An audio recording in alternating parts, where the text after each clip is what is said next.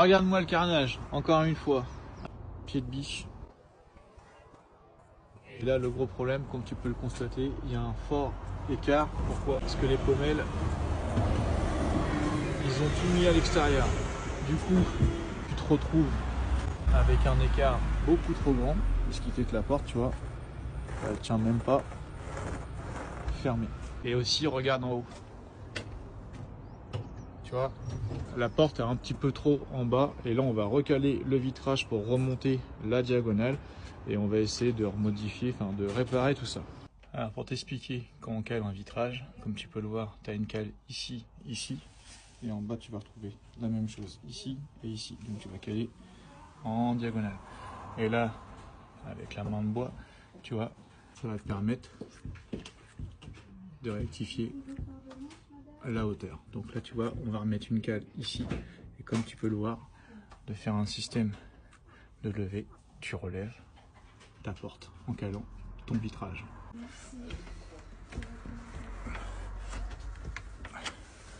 Donc là tu vois, on a remis une petite cale de 2 mm et surtout c'est que j'ai rapproché pour que l'angle soit plus fermé et que ça relève le plus possible.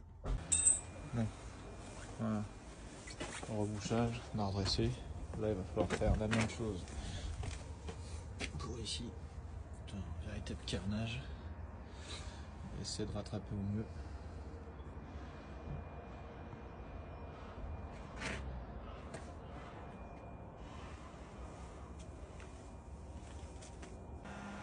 Donc voilà, j'ai redressé au mieux avec marteau, tournevis, pince. On va essayer de réécarter la petite rigole pour que le joint puisse après aller dessus. On va essayer de refaire un semblant de droit. C'est pas parfait. Voilà. Et donc là après, ponçage, mastic, comme là-bas. Puis après, bah, Inch'Allah, peinture. Alors tu vois en plus le point de fermeture de la Cremone, il tombe même pas en face. Bon, et là tu vois on a réussi à décaler notre pommelle et du coup, bah regarde, ah, maintenant nickel. Notre Cremone, elle prend directement. Donc là on a démonté la traverse de la gâche et pareil, un peu de mastic.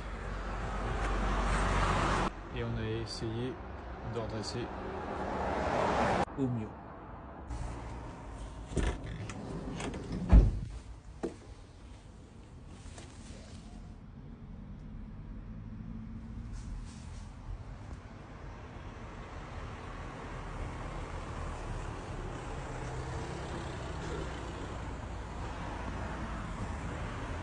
Voilà, le montant extérieur. Ici, tu retrouves l'ouvrant.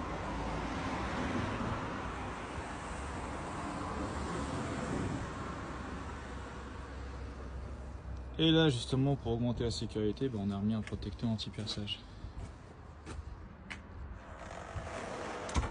Et donc là, ta porte est fonctionnelle.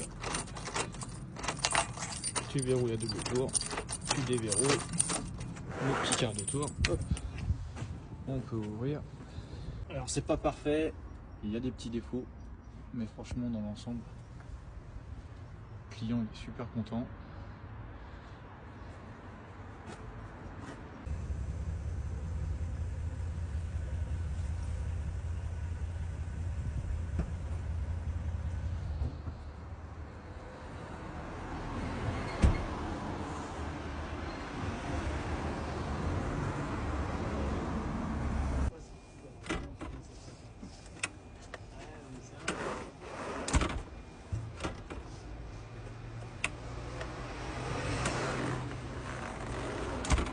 Donc il n'y a aucune prétention, moi je suis quand même content du résultat. S'il y a des professionnels, parce que je sais qu'il existe des menuisiers aluminium qui ont certainement des astuces afin d'améliorer le rendu, je suis preneur. Moi j'ai utilisé un mastic multi-usage.